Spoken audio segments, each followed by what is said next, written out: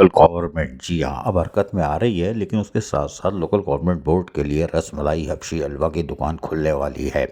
Local government ने आज एक ऑर्डर निकाला और उस ऑर्डर में उन्होंने जितने को सिग्नेचरी थे और उनके हवाले से उन्होंने एक बुरी खबर दी, इसलिए कि कराची समेत सिंध के दीगर अजला में तकरीबन 1 दर्जन से जायद को सिग्नेचरी तैनात थे और लोकल गवर्नमेंट उनको चला रही थी। इसलिए कुछ सियासी मामलात भी होते हैं, इसलिए वो चलते रहते हैं और गाड़ी चल रही थी, कारोबार ज़िंदगी मामूल के मुताबिक था।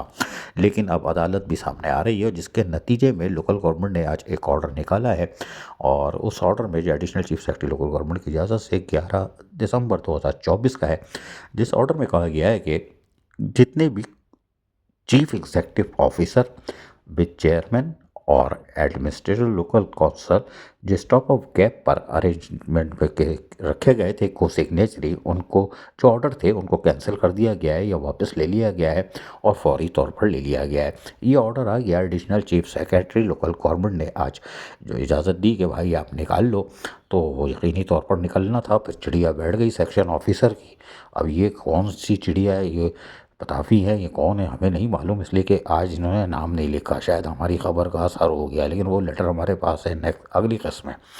तो ये लेटर निकल चुका है और उसके अंदर को सिग्नेचरी जितने थे सिंध की सतह पर, जो हमने बताया कि तकरीबन 1 दर्जन से ज़ायद हैं, कराची में एक और फिर टूल प्लाजा से आगे तकरीबन 1 दर्जन, तो ये फारिग हो गए हैं।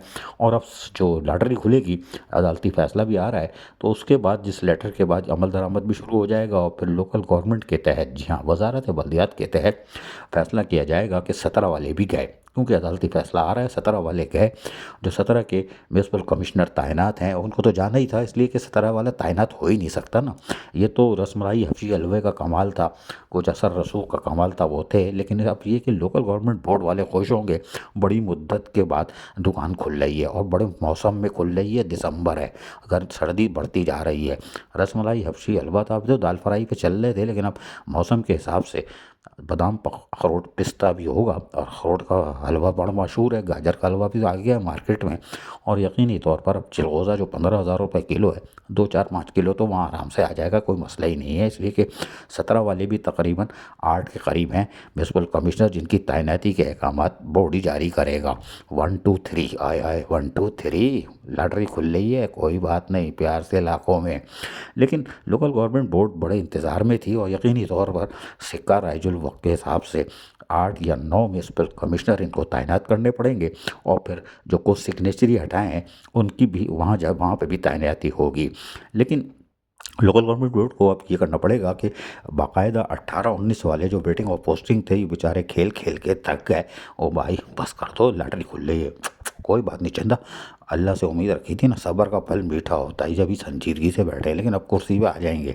लेकिन बहरहाल इस तरह के और लोग भी हैं जो 18 और 19 ग्रेड के वेटिंग और पोस्टिंग थे, अब वो वापस आ सकते हैं और वजारत बल्दियात यकीनन आइंदा 48 घंटों में इनके भी ऑर्डर निकाल देगी। और 17 वाले तकरीबन 8 के करीब 9 के करीब हैं और कराची में और हैदराबाद वगैरह में, तो वो तो फारिग होने जा रहे हैं। तो उसके बाद ये यकीनी तौर पर तैनाती का अमल शुरू हो जाएगा, जिससे यकीनी तौर पर 18-19 वाले म्यूनसिपल कमिश्नर, वो अफसरान जो वेटिंग और पोस्टिंग पर भी हैं, उनकी तैनाती हो जाएगी और शिकवे गले थे वो ख़त्म हो जाएंगे और 17 वाले फिर जाके फ्रेंच फ्राइज़ की दुकान खोलें।